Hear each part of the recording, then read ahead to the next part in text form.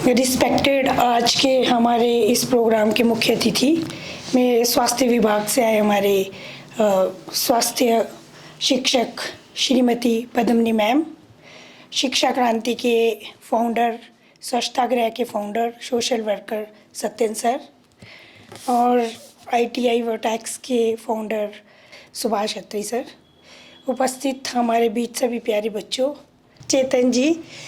तो मैं आप सभी का इस प्रोग्राम में स्वास्थ्य एवं परिवार कल्याण विभाग सोलन की तरफ से बहुत बहुत स्वागत करती हूँ, अभिनंदन करती हूँ।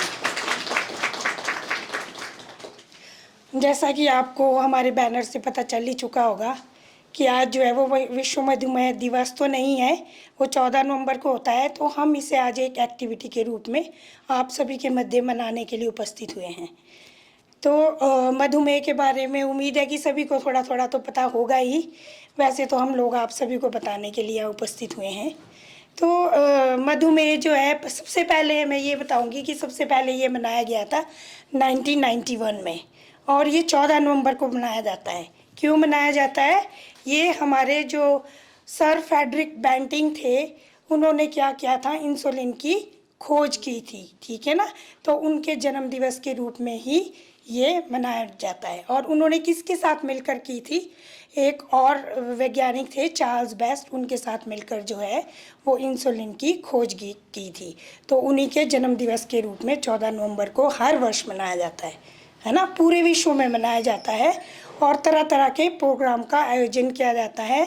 और इसको मनाने का जो हमारा मुख्य उद्देश्य है वो यही रहता है कि इस प्रोग्राम के बारे में लोगों को अवेयर करना, शिक्षित करना कि है क्या है मधुमेह, है ना, इससे क्या खतरे हैं, ठीक है। तो मधुमेह क्या है यही हम जानेंगे। मधुमेह क्या होता है? जब हमारे खून में ज़रूरत से ज़्यादा जो है वो काय की मात्रा बढ़ जाती है, शुगर की मात्रा, है ना। तो उसको क्या कहते हैं? मधुमेह कहते हैं। इससे क्या होता है? हमारे शरीर के विभिन्न अंग प्रभावित होते हैं। कौन कौन से अंग प्रभावित होते हैं? हमारी आंखें प्रभावित होती है, ठीक है। हमारे क्या किडनी प्रभावित होती है, मस्तिष्क प्रभावित होता है ना। हमारे जो है पैर प्रभावित होते हैं, मतलब बॉडी के विभिन्न अंग जो है इससे प्रभावित होते हैं, ठीक है। तो डायबिटीज मुख्यतः कितने प्रकार की होती है? 2 तरह की होती है ये, ठीक है। एक होती है टाइप 1 और एक होती है टाइप 2, है ना। तो टाइप 1 क्या होती है? वो 30 वर्ष से कम बच्चों में या युवाओं में पाई जाती है। उसमें क्या होता है कि हमारी बॉडी में इंसुलिन जो है वो बिल्कुल नहीं बनता है, ठीक है। तो इसमें जो है मेडिसिन नहीं दी जाती है। इसमें क्या होता है, इंसुलिन के जो इंजेक्शन है वो लगाने ही पड़ते हैं, ठीक है ना। तो ये क्या होती है? टाइप 1 होती है, जो कि 30 वर्ष से कम युवाओं और बच्चों में पाई जाती है। और टाइप 2 एक होती है टाइप 2। टाइप 2 में क्या होता है कि बॉडी में कम इंसुलिन बनता है और या बॉडी उसको एक्सेप्ट नहीं कर पाती है। पर इसके लिए हमारे पास क्या होता है? मेडिसिन्स होती है ना। क्या होता है? दवाइयाँ होती है, और दवाइयों के द्वारा ही हम इसको कंट्रोल करते हैं, ठीक है ना। इंसुलिन तो बनता है लेकिन कम बनता है, ठीक है ना। तो ये होता है टाइप 1 और टाइप 2। इसी के साथ आप सभी का बहुत बहुत धन्यवाद। तो मैं मंच पर आमंत्रित करती हूँ अपने हेल्थ एजुकेटर मैडम को कि वो आए और इस विषय पर आप सभी को शिक्षित करें। एक सिचुएशन होता है प्री डायबिटीज़। प्री मतलब डायबिटीज़ अभी वो नहीं हुआ है पहुंचने की स्थिति में, ठीक है। और तीसरा एक होता है आज के टाइम में जेस्टेशनल डायबिटीज़। जेस्टेशनल डायबिटीज़ होता है कि गर्भावस्था के दौरान ही उसको डायबिटीज़, शुगर की मात्रा बढ़ जाती है, ठीक है। तो इसलिए गवर्नमेंट क्या कर रही है, थोड़ा सा ये आपको जानना ज़रूरी है ना। जहाँ पे भी गवर्नमेंट की, जैसे आप सब सेंटर लेवल से लेकर मेडिकल कॉलेज तक, है ना, हर उसमें ये आज वो चला है NCD सेल होती है, ठीक है। वहाँ पे आपको मुफ्त में कैंप लगाए जाते हैं, है ना। और उसमें क्या होता है, हम डायबिटीज़ शुगर टेस्ट करते हैं और दवाइयाँ भी मुफ्त से देते हैं, ठीक है। और उसमें चार्ट बनाते हैं, डाइट चार्ट, ठीक है। हमारे लोग कोई भी नहीं करते टेस्ट, शुगर टेस्ट। सिम्टम पता होता है फिर भी हम क्या होते हैं जानकारी के होते हुए भी हम क्या है, जागरूक नहीं है अपने स्वास्थ्य के प्रति, है ना, कभी जाते नहीं है टेस्ट करने। तो हम सबको क्या ज़रूरी है, चाहे एडल्ट हो चाहे बच्चे हो, जो भी हो ना, आप कैंप में आए, कहीं पे भी हो, मुफ्त में है ये, है ना टेस्ट, ठीक है। अगर आप बाहर कराएं तो 200-250 का टेस्ट है। साल में 2 बार अपना शुगर लेवल टेस्ट करना ज़रूरी है। और इसके बाद एक बात ये है कि आपका नॉर्मल शुगर लेवल क्या होना चाहिए, है ना, अपने बॉडी में शुगर लेवल कितना होना चाहिए। एक करते हैं ना हम फास्टिंग, ठीक है। फास्टिंग का मतलब कि आपको 10 से 12 घंटे भूखे रहकर, कई लोग कई आते हैं तो फिर रिज़ल्ट अच्छा नहीं आता है उसका, जैसे कोई सुबह पानी पी के आते हैं। फास्टिंग का मतलब होता है बिल्कुल ही नील और ली, ठीक है। आप तो उसमें क्या होता है, जो फास्टिंग आप शुगर लेवल करेंगे, एक लो भी तो होता है ना, लो वाला रेंज, ठीक है, उसमें आपका 70 से नीचे नहीं होना चाहिए, और जो हाई लेवल आपका 100 से ऊपर नहीं जाना चाहिए फास्टिंग में, ठीक है।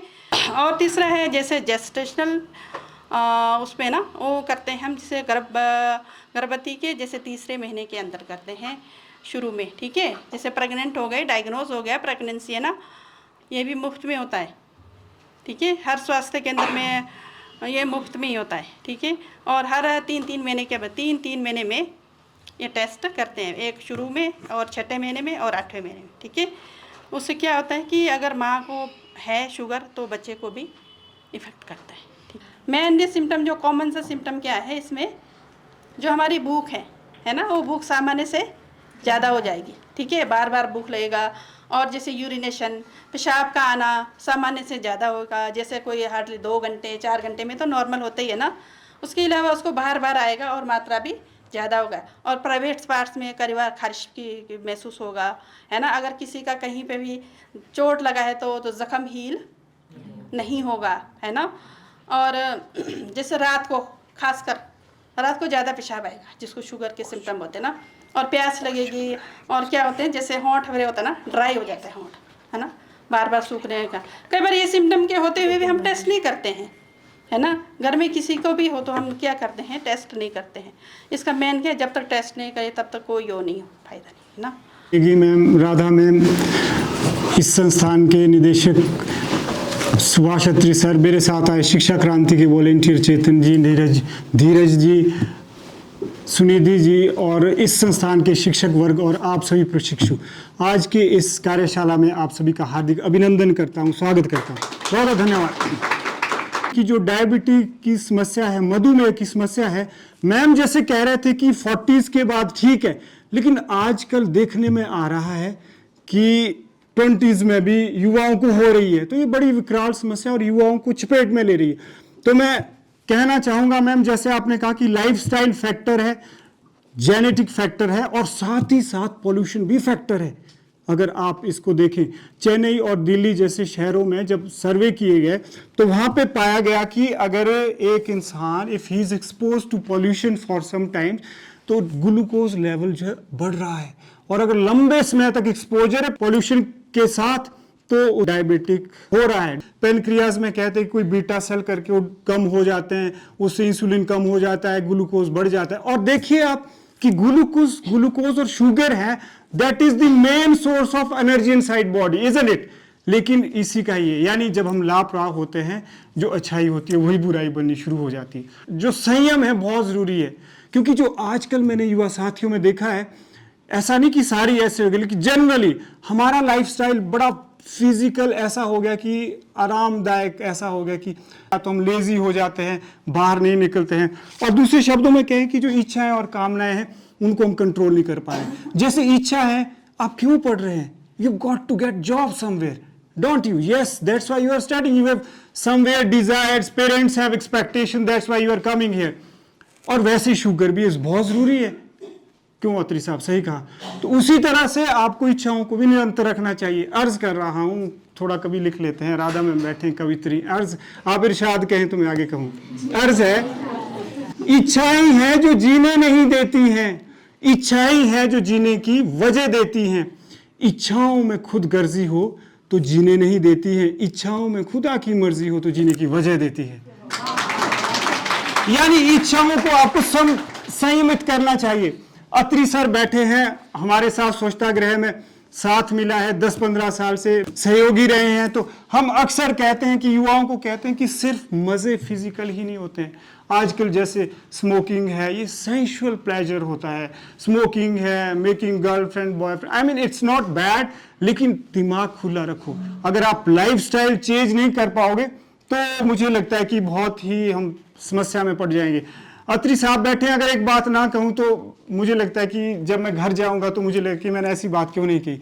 जब हम कभी अभियान करते थे सार्वजनिक तौर पर या फिर वर्कशॉप होते थे, तो अगर अत्री साहब को याद होगा, मुझे लगता है याद है, क्योंकि अभी भी जब हम मिलते हैं तो हम हाथ ऐसे करते हैं, यानी हम 10-11 में बच्चों को कहते थे कि संयमित होना चाहिए। आप ये शो ऑफ वाली जिंदगी में ना, एक कोई स्मोकिंग कर रहा है वो भी स्मोकिंग कर रहा है, दूसरा बाइक पे कहीं जा रहा है वो मुझे भी वही करना है, लड़की घुमा रहा है मुझे भी वही करना है, देखा देखी से जो वो चीजें कि बल्कि उसके बाद ऐसा हुआ कि कुछ एक बच्चे हमारे रेवोल्यूशनरी होते हैं, हम भी क्रांतिकारी थे, हमारे क्रांतिकारी पे क्रांतिकारी आ गए। Sir you are close minded, you don't like that girls and boys should be given expression of freedom, they should be allowed to make friends and all. तो हम कहते थे कि ये क्या है, सारा दिखावा है, हैंडशेक, हग। उसके बाद बल्कि कोरोना काल आया तो सबको पता चल गया। हम अक्सर कहते अभिवादन के लिए नमस्कार करो, नमस्कार करो, ऐसे हैंड ऐसे शेक। तो कई बच्चे होते नहीं हम तो करेंगे, जानबूझ के हाथ मिलाने, गल लगने में लगो भैया। जब खांसी जुकाम, कोरोना ने सब कुछ सिखा दिया। जीवन शैली संयमित है तो ऐसी बीमारियां हम तक नहीं आ सकती। बल्कि तब से लेकर उसमें ही लिखा था, कुछ याद आ रहा है अत्री साहब, 7-8 की बात है, तब से लेकर हम स्वच्छताग्रह की मुहिम में आगे बढ़ रहे हैं। तो अर्ज है आप इरशाद कहे, अगर वो इश्क भी क्या इश्क है जिसमें जिस्मों का मिल ही जाना है। शायद अच्छा लग रहा है। यानी कहने का मतलब है, अगर आप अपने मित्रों से प्रेम प्यार करते तो हाथ हैंडशेक, ये देखा देखी, ऐसा नहीं है कि हैंडशेक नहीं करना चाहिए, लेकिन अवेयर होना चाहिए। हो सकता है दूसरे आदमी में क्या, सही बोल रहे हैं मैम ने कहा था ना, कम्युनिकेबल डिजीज, वो चीजें होती हैं, बहुत ज्यादा फैक्टर होते हैं, तो वो ध्यान रखना चाहिए। वो मित्रता या वो इश्क भी क्या इश्क है जिसमें जिस्मों का मिल ही जाना है। सच्ची मोहब्बत तो रूह से होती, मिलने जिस्म तो एक बहाना है कि नहीं है।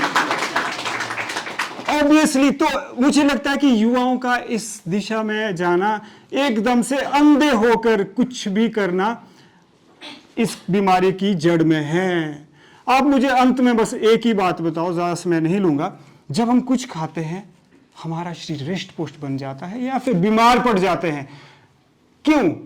क्योंकि जो भोजन लगता है जब खाते हैं तो वो लगता है। राधा मैम कह रहे थे कि जब ये मधुमेह की बीमारी होती है तो इसमें खाना नहीं लगता और भूख ज्यादा लगती है। तो इसी तरह से जब हम कुछ अच्छा खाएंगे, रिष्ट पुष्ट, दूध दही घी मक्खन खाएंगे तो हमारा शरीर अच्छा हो जाएगा। बहुत अच्छे बॉडी बिल्डर अच्छे बन जाएंगे। धीरज ठाकुर है, बॉडी बिल्डर पीछे हमारे साथ है, तो अच्छे मतलब अच्छी हमारी जो बॉडी होगी। जब हम मुंह से कुछ खाते हैं उसका प्रभाव हमारे शरीर पर पड़ता है। तो क्या आप सहमत हैं कि हम आंखों से भी खाते हैं, कान से भी खाते हैं? यानी जो हम आंखों से कान से दिन रात खा रहे हैं, रील्स देख रहे हैं, हर कुछ देख रहे हैं, एम्प्टी स्क्रॉलिंग कर रहे हैं, आपको लगता है कि इसका प्रभाव हमारे मानसिक स्वास्थ्य पर भी पड़ता है? Yes sir, no sir? Yes sir. In nutshell में यही कहना चाहूंगा कि लाइफस्टाइल को जरूर बदलें, यानी ध्यान रखें जो आप बिना देखे सोचे समझे भीतर उतार रहे हैं दिमाग में, तो यह आपके मानसिक स्वास्थ्य का निर्माण कर रहा है। अर्थात आप जरूर क्या किया कीजिए, हर रोज शरीर साधना कीजिए। शरीर साधना मैम कह रहे थे कि कसरत कीजिए और शब्द साधना कीजिए। शब्द साधना का मतलब है कि आप क्या सुन रहे हैं, क्या देख रहे हैं, because that is going to make your personality. जरूर ध्यान रखें। और शून्य साधना तो ध्यान तो जरूर कीजिए। शून्य साधना की मतलब है लंबी लंबी सांसें हर रोज लिया कीजिए। बस मैं यही कहना चाहूँगा, क्योंकि कोई भी बीमारी है विचारों से शुरू होती है और उसको दूर करने के लिए कहीं ना कहीं विचार भी बहुत कारगर सिद्ध होते हैं। हमारा जो डेली रूटीन है, वर्कआउट करने का तरीका है, हमारा खान पान का तरीका है, वो सारा हमें चेंज करना होगा। उसको चेंज करने के बाद ही हमारा जो भी उसके ऊपर कंट्रोल होगा। डाइट लेनी चाहिए और हमें कम से कम जंक फूड खाना चाहिए। कम से कम खाना चाहिए या नहीं खाना चाहिए? नहीं खाना चाहिए। नहीं, आप डिटेल अगर अपने सामने रखेंगे कि नहीं खाना चाहिए तब खाएंगे कम, अगर रखेंगे कम तब खाएंगे तब नहीं। मैम ने पूछा था कि डायबिटीज के टाइप्स आप कौन बताएंगे? फट दे के हाथ खड़े। हाँ ma'am. Type 1 and type 2। Type 1 में आता है हेरिडिटी, फ्रॉम हेरिडिटी भी हो सकता है और बिफोर 30 ईयर्स। टाइप 2 में आता है आफ्टर 30 ईयर्स, आफ्टर 30 ईयर्स और 70 ईयर्स के। बहुत अच्छा बोले। मैम ने कहा था when a woman is pregnant she is also prone to diabetes. क्या आप बता सकते हो कौन सी स्टेज? जी सर उसे जीस्टेशनल पीरियड कहते हैं और उसमें हमारा जो वुमेन है उनका चेकअप 3 मंथ्स, 6 मंथ्स और 9 मंथ में होना चाहिए। क्यों होना चाहिए, थोड़ा सा ये बताइए। मैम ऐसा हो सकता है कि जो प्रेग्नेंट वुमेन है उसको भी डायबिटीज़ हो सकता है, या फिर मे बी उसका जो लाइफस्टाइल है उस वजह से उसके साथ साथ उसकी बेबी को भी ट्रांसफ़र कर सकता है। तो इसलिए हमें बेबी के लिए और मदर के लिए, दोनों के लिए वो चेकअप कराना ज़रूरी होता है। शाबाश, बहुत बढ़िया, क्लैपिंग क्लैपिंग। अच्छा, सत्यन सर ने कुछ कहा था। Satyan sir means it's me Satyan. Satyan sir ने कुछ कहा था कि जेनेटिक फैक्टर भी हो सकते हैं, बायोलॉजिकल फैक्टर भी हो सकते हैं, और तीसरा फैक्टर कुछ कहा था। कोई शाबाश, हाथ खड़े करो, क्या फैक्टर था? पोल्यूशन से हो सकता है डायबिटीज़। इतनी पोल्यूशन हो गया है हमारे चारों तरफ, बहुत इतनी गाड़ियाँ चलती है और सारे में कचरा पड़ा रहता है। सफाई का ध्यान रखना चाहिए। शाबाश, अच्छा बोले, clapping for our please. Yes, personal और पब्लिक हाइजीन से आप क्या समझते हैं? पर्सनल हाइजीन जैसे हमें डेली नहाना चाहिए, हेल्दी फूड्स खाना चाहिए, फ्रूट्स और विटामिन सी वाले फ्रूट्स खाने चाहिए, चावल, चीनी और नमक जैसी चीज़ें अवॉइड करनी चाहिए, फास्ट फूड नहीं खाना चाहिए, बहुत कम खाना चाहिए। और पब्लिक जैसे जो भी हम कूड़ा फेंकना नहीं चाहिए, या कोई फेंक रहा है तो उनको ऐसे बोलना चाहिए नहीं फेंकना चाहिए, डस्टबिन में डालना चाहिए, और गीले कचरे को अलग डालना चाहिए और सूखे को अलग डालना चाहिए। शाबाश। तो जिस तरह से मैडम ने बोला कि मैरिड जैसे है उनको बच्चों को डायपर्स वगैरह बाहर नहीं फेंकने चाहिए, उसी तरह एडोलेसेंट गर्ल्स है, पीरियड सबको आते हैं, तो उन्हें कैसे मैनेज करना चाहिए? मतलब जब भी आप इस तरह के पैड्स का निपटारा करते हैं तो कैसे करते हैं? हम जैसे पैड्स वगैरह यूज़ करते हैं तो उसको पहले धो के, फिर उसको जो उसमें रैपर होता है उसमें उसको लपेट के, फिर उसे डस्टबिन वगैरह में, मतलब बाहर ऐसे वैसे नहीं फेंकना चाहिए ना कहीं, डस्टबिन वगैरह में ही डालना चाहिए। तो मैडम ने एनसीडी के बारे में थोड़ा सा बताया था कि जो एनसीडी की हमारे कैंप्स लगते हैं तो कैंप्स में क्या होता है कि फ्री टेस्टिंग होती है, ठीक है? तो थोड़ा सा इसके बारे में जो मैडम ने बताया था वो थोड़ा सा मुझे कोई बताएगा एनसीडी के बारे में? जो पहले बता नहीं चुके, हाथ खड़ा कीजिए प्लीज। एक मैडम ने फास्टिंग का भी बताया था, रैंडम का भी बताया था ना, टेस्ट होता है तो एक फास्टिंग में टेस्ट होता है और रैंडम में होता है, उसका रेशो मैडम ने बताया था कि फास्टिंग में कितना आना चाहिए शुगर का लेवल, और जो रैंडम होता है उसमें कितना आना चाहिए। कोई मेरे को ये चीज़ बताएगा कोई? मेरा नाम सक्षम है और हमें डायबिटीज़ में जो हमारा नॉर्मल रेशियो होता है वो सबसे मिनिमम हमारा 70 होना चाहिए। उससे कम अगर आपका होगा तो वो हाइपोग्लाइसीमिया आपको हो सकता है, और आपका जो हाई में होता है वो 100 मिनिमम नॉर्मल 100 होना चाहिए, उससे ज़्यादा नहीं होना चाहिए। और फूड खाने के बाद जो आपका ब्लड शुगर लेवल होना चाहिए वो 140-150 से ऊपर नहीं होना चाहिए। अगर उससे ऊपर है तो आपको प्रॉब्लम हो सकती है। हमें संतुलित आहार ही खाना चाहिए। जो लोग पहले खाना संतुलित आहार खाते थे वो उन लोगों को ऐसी कोई भी प्रॉब्लम्स नहीं होती है। अगर हम ये चीज़ें खाएंगे तो ये हम इसको कंट्रोल में कर सकते हैं। Last but not the least, I think who out of you is most confident? आप में से कौन, किन को लगता है कि आपको आत्मविश्वास है और यहाँ आके इतनी अच्छी जानकारी के लिए नेगी मैम का, राधा मैम का, सत्यन सर का धन्यवाद करें? आप में से किन को लगता है कि नहीं बहुत अच्छी जानकारी थी और आप यहाँ से सीख के क्या ले जाए? Hello everyone. My name is Chetan and I am a student of Satyan School of Language and I am pursuing my English speaking course from Satyan School of Language. और मैं मैम का, राधा मैम का, हमारी health educator ma'am का और Satyan sir का बहुत धन्यवाद करता हूँ कि उन्होंने हमें इतनी अच्छी यहाँ पे जानकारी दी, हमें मधुमेह के बारे में बताया, हमें बताया कि हमें किस प्रकार का खाना, किस प्रकार का रहन सहन, हमारा लाइफस्टाइल कैसा होना चाहिए। तो मैं सर का, मैम का और दोनों मैम का बहुत बहुत धन्यवाद करता हूँ। और मैं अपनी तरफ से आप सभी से एक आशा और एक उम्मीद करता हूँ कि आप इनके द्वारा कई बातों पर अमल करेंगे और साथ ही साथ जैसे कि हम स्वच्छता अभियान करते हैं, हम बाहर सफाई करने जाते हैं, जो कि एक बहुत अच्छा कदम है सत्यन सर के द्वारा, और हेल्थ एजुकेटर मैम, और ये भी हमारे इसमें सहयोग देते हैं। तो मैं चाहता हूँ कि आप सभी भी हमारे साथ वो ज्वाइन करें और समाज सेवा में थोड़ा सा सहयोग करें। मेरा नाम किरण नेता है और मैं यहाँ PGDC सेकंड सेमेस्टर की स्टूडेंट हूँ। तो मैं यहाँ पे पद्मनी मैम और राधा मैम का और सत्यन सर का यहाँ पे आने पे बहुत बहुत शुक्रिया करती हूँ। तो मैं भी, जैसे कि इन्होंने हमें बताया मधुमेह के बारे में, तो हमें ऐसी जानकारी सारी जगह पे नहीं मिलती है। कुछ ही लोग होते हैं जो हमें इन सब चीज़ों के बारे में बताते हैं। तो जैसा कि इन्होंने बताया कि हमें इसके लिए क्या करना चाहिए, शुद्ध खाना खाना चाहिए और हरी सब्जियां, पत्तेदार सब्जियां खानी चाहिए। और क्या है कि आप लोगों ने देखा होगा पहले क्या होता था, पहले पुराने ज़माने के लोग आपने देखे होंगे, वो क्या करते थे, सुबह उठते थे और योगा करते थे। योगा तो क्या ही बोल सकते हैं, सुबह सुबह काम किया करते थे और क्या होता था, शुद्ध शाकाहारी खाना खाया करते थे। तो उन लोगों में आपने देखा होगा कभी भी बीमार नहीं होते थे। और हम लोग हम आजकल क्या करें, जंक फूड खा रहे हैं और लापरवाह बहुत हो गए हैं, लेजी हो गए हैं और सुबह सुबह लेट उठते हैं, 10 बजे उठते हैं। तो क्या हो गया कि हम लोगों में क्या हो गया, हम ज़्यादा चल भी नहीं पाते, बहुत ज़्यादा वीकनेस आ गई है। एक जगह से दूसरी जगह जाने के लिए भी क्या करते हैं कि पैदल नहीं जाना चाहते हम लोग, या फिर हम ऑटो ले लेते हैं या हम बसेस वगैरह ले लेते हैं, तो ऐसे जाते रहते हैं। तो मैं अंत में अपने शब्दों को यहीं पे विराम देती हूँ। बस इतना ही कहना चाहूँगी कि ये सब कुछ एक व्यक्ति से नहीं होने वाला, सभी लोग एकजुट होकर कार्य